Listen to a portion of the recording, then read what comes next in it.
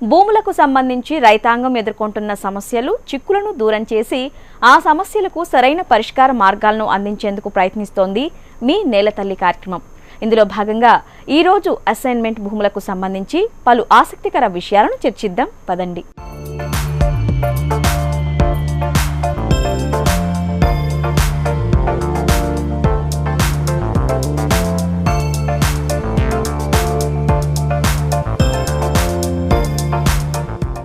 Assigned భూములు అంటే ఏమిటి? అందులో రైతులకు ఉన్న చిక్కులేంటి? అసైన్డ్ భూములకు సంబంధించిన చట్టాలపై ఎంతవరకు అవగాహన ఉంది? అసైన్డ్ భూములకు పట్టాలను పొందడం ఎలా? ఏపీ మరియు తెలంగాణలో వీటికి వేరువేరు చట్టాలు ఉన్నాయా? రైతులు ఇందుకు సంబంధించి తీసుకోవాల్సిన ముందు జాగ్రత్తలేంటి? ప్రముఖ భూచట్టాల న్యాయవాద నిపుణులు సునీల్ కుమార్ మాటల్లోనే విందాం.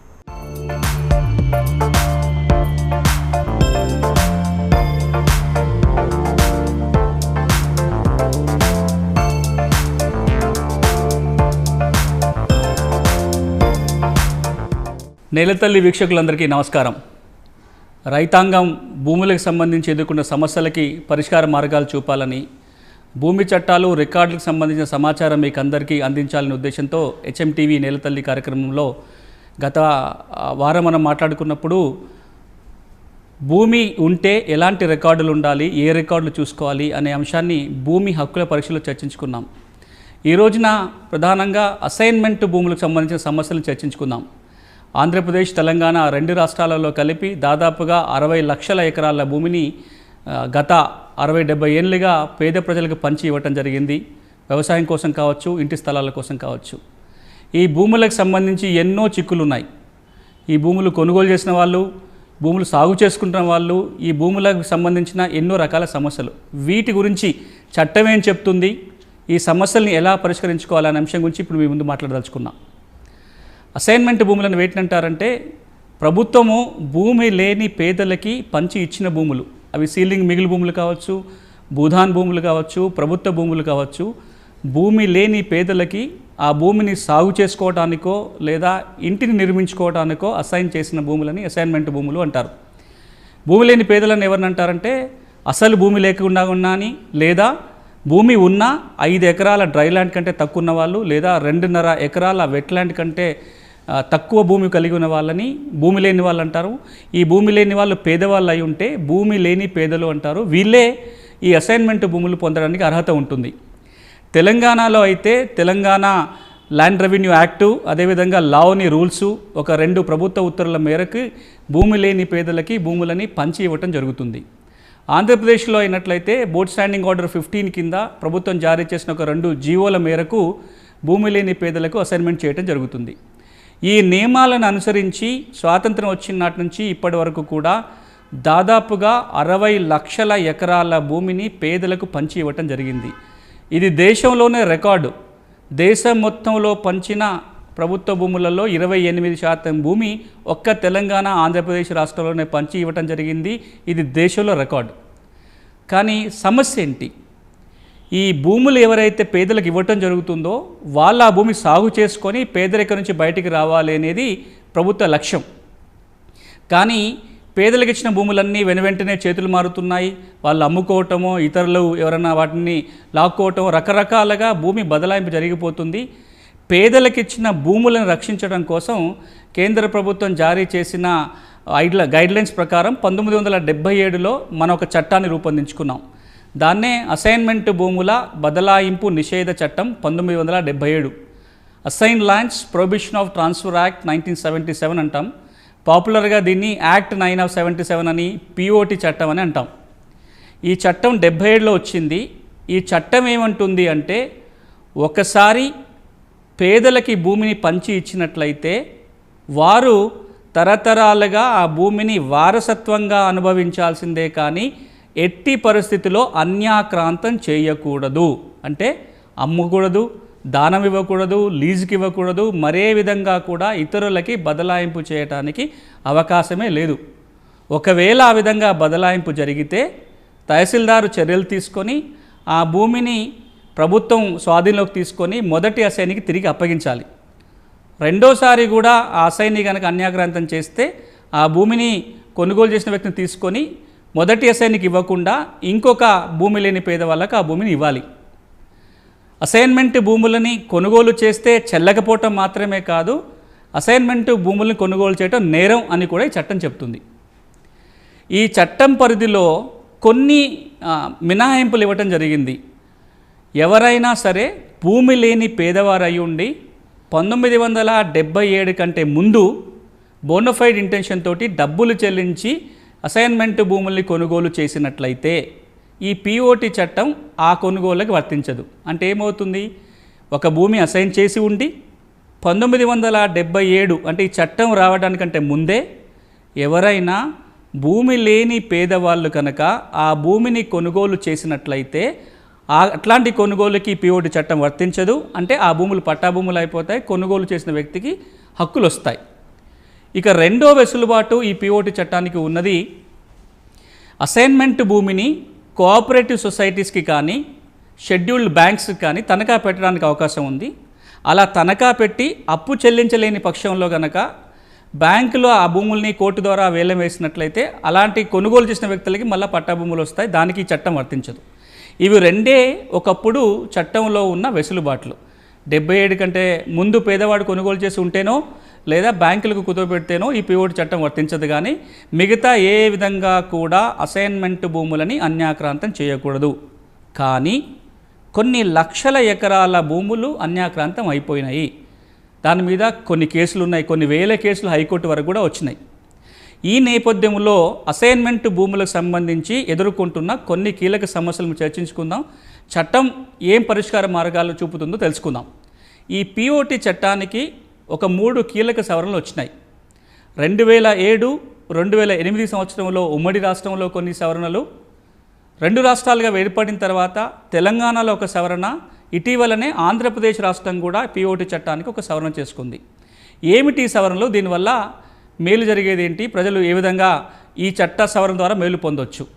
ఒక కీలక సవరణ ఏంటంటే ఉమ్మడి రాష్ట్రంలో చేసింది, 77 కంటే ముందు ఏవైతే పేదలు భూములు కొనుగోలు చేస్తారో వాళ్ళకైతే హక్కులు వస్తున్నాయి. కానీ 77 తర్వాత పేదవాళ్ళు భూములు కొనుగోలు చేసినా సరే కొనుగోలు చేయడం చెల్లదు. కాబట్టి వీళ్ళ దగ్గర నుంచి భూములు లాక్కొని మళ్ళీ ఒరిజినల్ కసైన్కి ఇవ్వాల్సిన పరిస్థితి ఉంది. అట్లా కాకుండా కొనుగోలు చేసిన వ్యక్తి కనుక పేదవాళ్ళు అయినట్లయితే వారికే ఆ భూమి ఉండేలా ఒక చట్ట సవరణ తీసుకొచ్చాము 2007లో. ఈ చట్ట సవరణ మేరకు జనవరి 19, 2007 కంటే ముందు అంటే 1977 నుంచి 2007 మధ్యకాలంలో ఎవరైనా భూమి లేని పేదలు కనుక అసైన్మెంట్ భూముల్ని కొనుగోలు చేసినట్లయితే వాళ్ళని భూమి నుంచి తొలగించరు, వారికే అసైన్మెంట్ పట్టాలు ఇవ్వటం జరుగుతుంది. ఒక వ్యత్యాసం ఏంటంటే 77 కంటే ముందు కొనుగోలు చేస్తేనేమో అసైన్మెంట్ భూమి పట్టా భూమి అయిపోతుంది.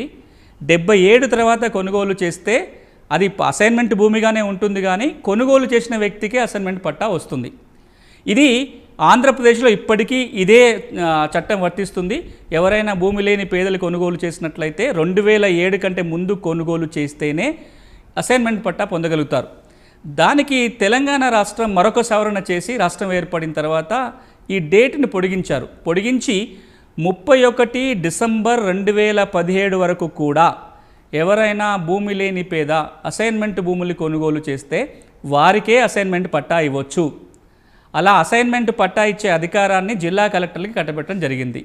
సో ఒక అంశం ఏంటంటే, ఇప్పుడు కనుక భూమి లేని పేదవాళ్ళు అసైన్మెంట్ భూములు కొనుగోలు చేసినట్లయితే 77 కంటే ముందు కొనుగోలు జరిగితే పట్టా హక్కులు వస్తాయి, 77 తర్వాత కొనుగోలు చేస్తే అసైన్మెంట్ పట్టా వస్తుంది. ఇది ఒకటి. ఇక రెండోది, అసైన్మెంట్ పట్టాలో కనుక అమ్మకూడదు అనే నియమం లేకపోతే ఈ అసైన్మెంట్ చట్టం దానికి వర్తించదు. ఎవరికైనా భూమిని అసైన్మెంట్ చేసుకుంటూ అందులో కొన్ని నియమాలు పెడుతుంది ప్రభుత్వం. ఒక 16 నియమాలు ఉంటాయి దాంట్లో. ఈ భూమిని అమ్మకూడదని, భూమిని అసైన్ చేసిన 3 సంవత్సరాల్లోగానే సాగులోకి తెచ్చుకోవాలని, అట్లా ప్రభుత్వానికి అవసరం వచ్చినప్పుడు భూమి వెనక్కి తీసుకుంటుందని, ఈ విధంగా ఒక 16 నియమాలు ఉంటాయి. ఈ 16 నియమాలలో కనుక అమ్మకూడదు అనే నియమం కనుక లేకపోతే పిఓటి చట్టం వర్తించదు.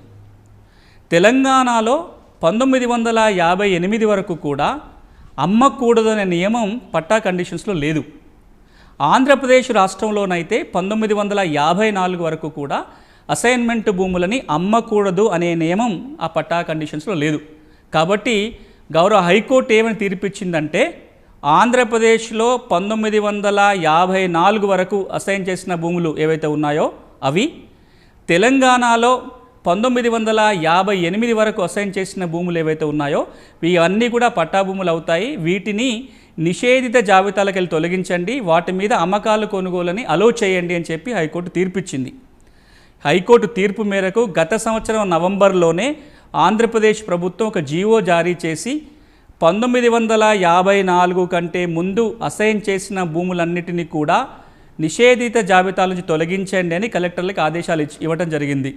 అది అమలు ఇప్పుడు ప్రారంభమైంది. దాదాపుగా 3 లక్షల ఎకరాలకు సంబంధించి నిషేధిత జాబితాల నుంచి తొలగిపోబోతున్నాయి. ఇంకా తెలంగాణలో అలాంటి జీవో రాలే, కానీ కోర్టు తీర్పు అయితే ఉంది. ఇది రెండో అంశం. ఇక మూడోది, స్వాతంత్ర సమరయోధులకి, మాజీ సైనికులకి, ఎక్స్ సర్వీస్మెన్కి, పొలిటికల్ సర్ఫరర్స్కి అంటే రాజకీయ బాధితులకి కూడా ప్రభుత్వం భూములను అసైన్మెంట్ చేస్తుంది. మిలిటరీలో పనిచేసి వచ్చిన వాళ్ళకి కావచ్చు, రాజకీయ బాధితులు కావచ్చు, ఫ్రీడమ్ ఫైటర్స్ కావచ్చు, వీళ్ళందరికీ కూడా పేదవాళ్ళకి ఇచ్చినట్టుగానే భూముల్ని అసైన్మెంట్ చేస్తారు. ఒక నియమం వీళ్ళకి ఏముంటుంది అంటే, ఈ భూముల్ని అమ్మకూడని నియమం పట్టాలో ఉన్నా పట్టా ఇచ్చిన 10 సంవత్సరాల తర్వాత అమ్ముకోవచ్చు. అంటే 2000 సంవత్సరంలో కనుక పట్టా ఇచ్చి ఉంటే 2010 తర్వాత వాళ్ళు అమ్ముకోవచ్చు. 1980లో పట్టా ఇచ్చే ఉంటే 1990 తర్వాత అలాంటి భూముల్ని అమ్ముకోవడానికి అవకాశం ఉంటుంది. ఒకప్పుడు ఇలా అమ్ముకోవాలనుకున్నట్లయితే రెవెన్యూ ఆఫీసుకు వెళ్ళి ఎన్ఓసి తెచ్చుకోవాల్సిన అవసరం ఉండేది. కానీ ఇప్పుడు హైకోర్టు తీర్పు ఏంటంటే, ఏవైతే భూములని ఇలా 10 సంవత్సరాల తర్వాత అమ్ముకోవచ్చు అనే కండిషన్తో ఇచ్చారో అవన్నిటిని కూడా నిషేధిత జాబితాల నుంచి తొలగించాలి, వాళ్ళని అమ్ముకోవడానికి అవకాశం కల్పించాలని హైకోర్టు తీర్పు. ఈ తీర్పు తర్వాత కూడా ఫ్రీడమ్ ఫైటర్స్ భూములు కానీ, ఎక్స్ సర్వీస్మెన్కి ఇచ్చినవి కానీ, రాజకీయ బాధితులకు ఇచ్చిన భూములు ఏవైనా సరే నిషేధిత జాబితాలో ఇంకా ఉంటే జిల్లా కలెక్టర్ని ఆశ్రయించి తొలగించుకోవడానికి అవకాశం ఉంటుంది. ఇది ఇంకొక అంశం. దీంతో పాటుగా పేదలకు ఇచ్చిన ఇంటి స్థలాలు మరొక సమస్య. అది కూడా అసైన్మెంటే అవుతుంది. ఒకసారి ఇల్లు కట్టుకోవడానికి ఇంటి స్థలం కోసం కొంత జాగా ఇస్తే దాన్ని ఎవరికి ఇస్తారో వాళ్ళే వినియోగించుకోవాలి, వాళ్ళే ఇల్లు నిర్మించుకోవాలి, వారి కుటుంబమే తరతరగా అనుభవించాలి. కానీ అన్యాక్రాంతం చేయడానికి వీల్లేదు. దానికి కూడా ఈ పిఓటి చట్టమే వర్తిస్తుంది. కానీ ఈ నియమానికి ఇటీవలనే ఆంధ్రప్రదేశ్ ప్రభుత్వం ఒక చట్ట సవరణ తీసుకొచ్చింది. ఆ చట్ట సవరణ ఏంటంటే, ఈ సంవత్సరం జనవరిలో ఈ చట్టం అమల్లోకి వచ్చింది. ఈ సంవత్సరం జనవరి కంటే ముందు ఎవరైనా సరే ప్రభుత్వం ఇచ్చిన ఇంటి స్థలాలను కనుక అమ్ముకుంటే అవన్నీ క్రమబద్ధీకరణ అవుతాయి, అవన్నీ లీగలైజ్ అయిపోయాయి. ఇక ఈ చట్టం అమల్లోకి వచ్చిన నాటి నుంచి, అంటే ఈ సంవత్సరం జనవరిలో ఎప్పుడైతే చట్టం వచ్చిందో అప్పటి నుంచి ఇంకా ఎప్పుడు ఈ ఇంటి స్థలాలు అమ్ముకోవాలనుకున్నా అసైన్మెంటు ఇంటి స్థలానికి పట్టా ఇచ్చిన 20 సంవత్సరాల తర్వాతనే ఆ పట్టా అమ్ముకోవడానికి అవకాశం ఉంటుంది. ఆ లోపల అమ్మితే చెల్లదు. ఇది ఇంకొక. తెలుగు రాష్ట్రాల్లోని కొన్ని లక్షల ఎకరాల పట్టా భూములు నిషేధిత భూముల జాబితాలో చేరిపోయాయి. ఒకసారి నిషేధిత జాబితాలో గనక భూమి ఉంటే ఇక ఆ భూమిని అమ్మడానికి, దానం ఇవ్వడానికి కానీ, మేలు పొందడానికి కానీ కుదరదు. ఈ జాబితా నుంచి తమ భూమిని తొలగించేందుకు రైతు ఎవరికి దరఖాస్తు చేసుకోవాలి? నిషేధిత భూముల జాబితాలో తమ భూమి ఉందా లేదా అన్నది ఎలా తెలుసుకోవాలి? పట్టా భూమి అయి ఉండి జాబితాలో ఉంటే రైతులు వెంటనే ఏం చేయాలి?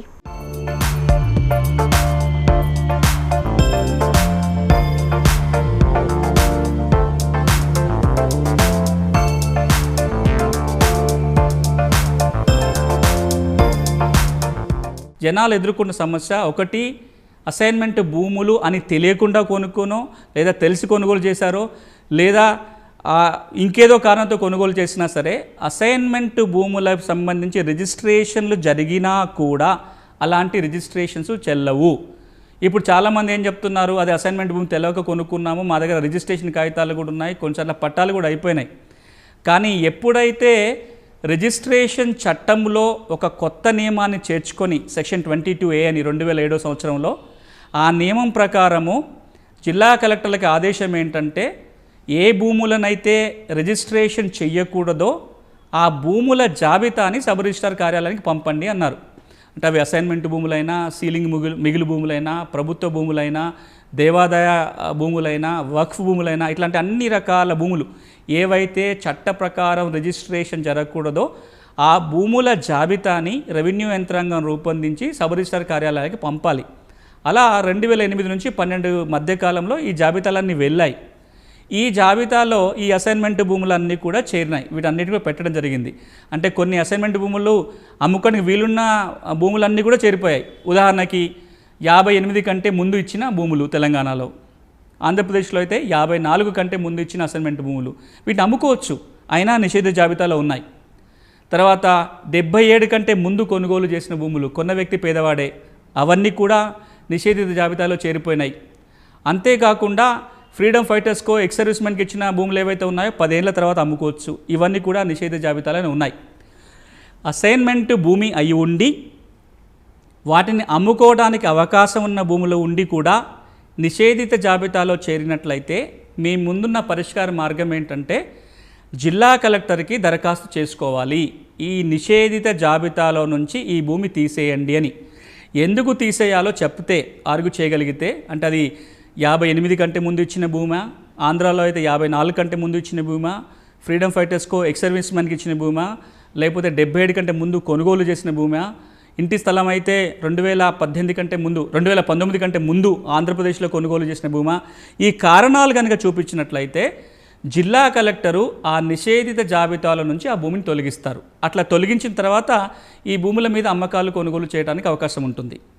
ఇక ఒకవేళ జిల్లా కలెక్టర్ దగ్గర పరిష్కార మార్గం దొరకకపోతే హైకోర్టుకు వెళ్ళొచ్చు. జిల్లా కలెక్టర్ యాక్షన్ తీసుకోండి అని ఒక ఉత్తర్వులు తెచ్చుకోవడానికి, లేదంటే సివిల్ కోర్టుకు పోయి కూడా ఉత్తర్వులు తెచ్చుకోవచ్చు. ఇది మొత్తంగా అసైన్మెంట్ భూములకు సంబంధించిన ఉన్న చట్ట నియమాలు, సమస్యలు, వాటిని మనం ఎలా పరిష్కరించుకోవాలి అనే దాని మీద కొన్ని కీలకమైన సూచనలు మీకు చెప్పాను. మరొక్కసారి కీలకమైన వివరం మళ్ళీ చెప్తాను, గుర్తుపెట్టుకోండి. 1, మీ దగ్గర ఉన్న భూమి అసైన్మెంట్ భూమా అవునా కాదా చూసుకోండి. చూసుకున్న తరువాత ఒకవేళ అది అసైన్మెంట్ భూమి అయి ఉండి కొనుగోలు చేయకూడని భూమి అయితే మీకు ఎప్పటికీ అది పట్టాలు రావు. ఒకవేళ అసైన్మెంట్ భూమి అయి ఉండి కొనుగోలు చేయదగ్గ భూమి అయితే నిషేధిత జాబితాకి తొలగించుకోండి. రెండోది, మీరు ఎవరైనా సరే వ్యవసాయ భూమి అయినా ఇంటి స్థలమైనా కొనుగోలు చేసేటప్పుడు అది అసైన్మెంట్ భూమి అవునా కాదా వెరిఫై చేసుకున్న తర్వాతే కొనుగోలు చేయండి. ఎందుకంటే కొని కష్టాలు తెచ్చుకోకూడదు. డబ్బులు పెట్టి భూములు కొనుక్కొని పట్టాలు కాక ఇబ్బంది పడకూడదు. అది అసైన్మెంట్ భూమి అవునా కాదా తెలుసుకోవాలంటే 1, ప్రొహిబిటెడ్ ప్రాపర్టీస్ లిస్ట్ అని ఉంటుంది, నిషేధిత భూముల జాబితా, అందులో చూడొచ్చు. ప్రతి గ్రామానికి అసైన్మెంట్ రిజిస్టర్ ఉంటుంది, అది మండల కార్యాలయం ఉంటుంది, దాంట్లో చూడొచ్చు.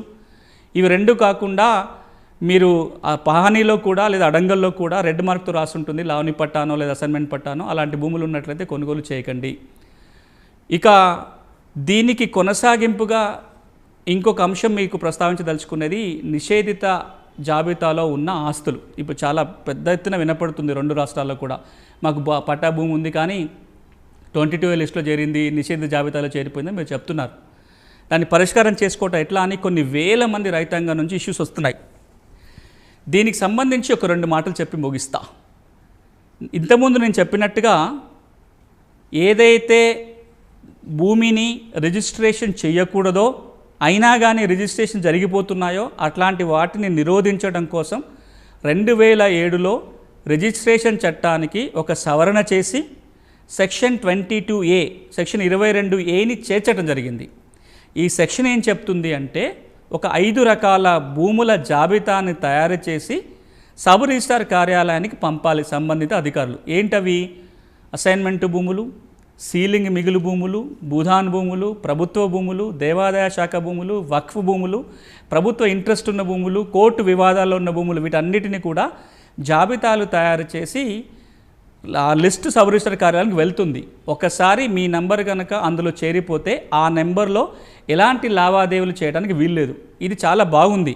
కానీ చాలా పట్టా భూములు కూడా ఈ నిషేధిత జాబితాలో చేరిపోయినాయి. అసైన్మెంట్ భూమి అయి ఉండి కొనుగోలు చేయదగ్గ భూములు కావచ్చు, పూర్తిగా పట్టా భూములు కావచ్చు, రకరకాల హక్కులున్న భూములు కూడా రకరకాల కారణాల వల్ల ఈ జాబితాలో చేరినాయి. ఒకటే సర్వే నెంబర్లో కొంత పట్టా భూమి, కొంత ప్రభుత్వ భూమి ఉంటే ఆ మొత్తం సర్వే నెంబర్ని జాబితాలో చేర్చడం వల్ల పట్టా భూముల వాళ్ళకి ఇబ్బందులు వస్తున్నాయి. రెండోది, మీరు భూములు కొనుగోలు చేసేటప్పుడేమో ఇప్పుడున్న అడంగలో పహాని చూసే మీరు నిర్ణయాలు తీసుకొని ఉంటారు. ఈ జాబితా తయారు చేసినప్పుడు సెటిల్మెంట్ రికార్డ్ని ప్రామాణికంగా తీసుకున్నారు. ఆంధ్రప్రదేశ్లో అయితే ఆర్ఎస్ఆర్, సెటిల్మెంట్ ఫేరడం గారు లేదా డైగ్లాటు, తెలంగాణలో అయితే సేత్వర్ అనేది సెటిల్మెంట్ రికార్డు. ఇది భూములకు సంబంధించిన చాలా కీలకమైన రిజిస్టర్. దీంట్లో ఏది రాసుంటే దాన్ని అంతిమంగా తీసుకుంటాం. అందులో ప్రభుత్వ భూమి అని ఉండొచ్చు, ఇప్పుడు మీ పహాని అడంగల్లో పట్టా భూమి అని ఉండొచ్చు. నిషేధిత జాబితా తయారు చేసేటప్పుడు సెటిల్మెంట్ రికార్డ్ని ప్రామాణికంగా తీసుకున్నారు కాబట్టి ఇది పట్టా భూమి అయినా సరే ఆ జాబితాలో చేరిపోయింది.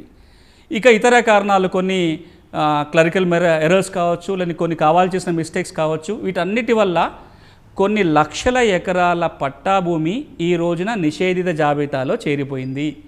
ఒక్కసారి నిషేధిత జాబితాలో కనుక భూమి ఉంటే ఇక అమ్మడానికి కానీ, దానం ఇవ్వడానికి కానీ, ఇంకే విధంగా చేసుకోవడానికి కానీ, దాని మీద మేలు పొందడానికి ఇప్పుడు ఇబ్బందులు ఎదురుపడుతున్నాయి. ఈ జాబితా నుంచి తొలగించడం కోసం హైకోర్టు ఒక తీర్పు చేయమన్నారంటే తెలంగాణలో, ఆంధ్రప్రదేశ్లో రాష్ట్ర స్థాయిలో ఒక కమిటీని ఏర్పాటు చేయండి, ఈ జాబితాలో తప్పొప్పులు ఉంటే వారు సరిచేస్తారు. కమిటీని ప్రభుత్వం ఏర్పాటు చేయడం జరిగింది 2 రాష్ట్రాలలో. ఇక్కడికైనా వెళ్ళి మనం పరిష్కారానికి వెళ్ళొచ్చు. 2, ఈ జాబితాలో సర్వే నెంబరు, పట్టాభూమి తొలగించాలనుకున్నట్లయితే జిల్లా కలెక్టర్కి దరఖాస్తు చేసుకొని పరిష్కారం చేసుకోవచ్చు. ఇక 3, సివిల్ కోర్టుకు వెళ్ళి కూడా ఆ భూమి పట్టాభూమిగా డిక్లరేషన్ తెచ్చుకున్నట్లయితే జాబితా నుంచి తొలగిస్తారు. ఇక్కడ రైతాంగం అందరూ గుర్తుపెట్టుకోవాల్సింది, నేను ఇంతకుముందు చెప్పినప్పుడు భూమి హక్కుల పరీక్షలో కూడా ఈ మాట చెప్పా, మీ భూమి నిషేధిత జాబితాలో ఉందో లేదో చూసుకోండి అని. ఈరోజు కూడా చాలా ఎక్కువ శాతం మంది రైతాంగానికి తమ భూమి నిషేధ జాబితాలో ఉన్నా ఆ విషయం తెలియదు. మిమ్మల్ని అందరినీ కోరుకునేది ఏంటంటే మీ భూమి సర్వే నెంబర్ ఏదైతే ఉంటుందో నిషేధిత భూముల జాబితా లేదా నిషేధిత ఆస్తుల జాబితా లేదా ప్రొహిబిటెడ్ ప్రాపర్టీస్ లిస్టు లేదా సెక్షన్ 22 లిస్ట్ అంటాం. ఇదే ఒకదానికి 4 పేర్లు. ఈ లిస్టులో ఉందో లేదో చూసుకోవాలి. ఎట్లా చూసుకోవాలి? 1, కంప్యూటర్ మీ ముందుంటే లేదా మీ ముందు ఒక స్మార్ట్ ఫోన్, సెల్ ఫోన్ ఉంటే ఒక వెబ్సైట్ ఓపెన్ చేయండి. తెలంగాణ అయితే తెలంగాణ రిజిస్ట్రేషన్ శాఖ వెబ్సైట్ ఓపెన్ చేయండి. ఆంధ్రప్రదేశ్ అయితే ఆంధ్రప్రదేశ్ రిజిస్ట్రేషన్ శాఖ వెబ్సైట్ ఓపెన్ చేయండి. మెయిన్ వెబ్సైట్లోనే మీరు ఆ వెబ్సైట్ ఓపెన్ చేయగానే ప్రొహిబిటెడ్ ప్రాపర్టీస్ లిస్ట్ అని రాసి కనపడుతుంది. దాన్ని క్లిక్ చేయండి. చేయగానే మిమ్మల్ని ఒక 3-4 ప్రశ్నలు అడుగుతుంది. అక్కడ బాక్సులు కనపడతాయి. ఏ జిల్లా, మీ భూమి ఎక్కడ ఉంటుందో ఆ భూమి ఏ జిల్లాలో ఉంది, ఏ మండలంలో ఉంది, ఏ గ్రామమో సెలెక్ట్ చేసుకోవాలి. ఆ 3 సెలెక్ట్ చేసుకున్నాక ఆ ఊరు మొత్తం లిస్టు చూడొచ్చు, లేదా మీకు సర్వే నెంబర్ తెలిస్తే ఆ సర్వే నెంబర్ కొట్టినా సరే ఆ సర్వే నెంబర్ ఉందా లేదా చూపిస్తుంది. గ్రామం మొత్తం లిస్ట్ వచ్చినప్పుడు మీ నెంబర్ ఆ గ్రామంలో ఉందా లేదా చూసుకోండి. మీ భూమి కనుక నిషేధిత జాబితాలో ఆ నెంబర్ వచ్చినట్లయితే వెంటనే జిల్లా కలెక్టర్కి దరఖాస్తు చేసుకొని నిషేధిత జాబితాల నుంచి తొలగించినట్టుగా చూసుకోండి. లేనట్లయితే ఇది ఎప్పుడు కూడా మెడ మీద వేలాడుతున్న కత్తి లాంటిది. మీరు తర్వాత రోజుల్లో మీరు భూమి అమ్ముకోలేరు. ఇంకే విధంగా మీరు బ్యాంకు పోయిన లోన్ తెచ్చుకోవడానికి కానీ లేదా మ్యూటేషన్ కోసం పోయినప్పుడు మళ్ళీ కొత్తగా పాస్ పుస్తకాలు పొందడం కానీ ఈ లిస్టులో ఉంటే జరగదు. కాబట్టి అది పట్టాభూమి కనుక అయి ఉండి జాబితాలో ఉన్నట్లయితే ఇప్పటికన్నా ఒక్కసారి వెరిఫై చేసుకోండి. ఆ జాబితాలో ఉంటే కలెక్టర్కి దరఖాస్తు పెట్టుకొని తొలగించే ఏర్పాట్లు చేసుకోండి.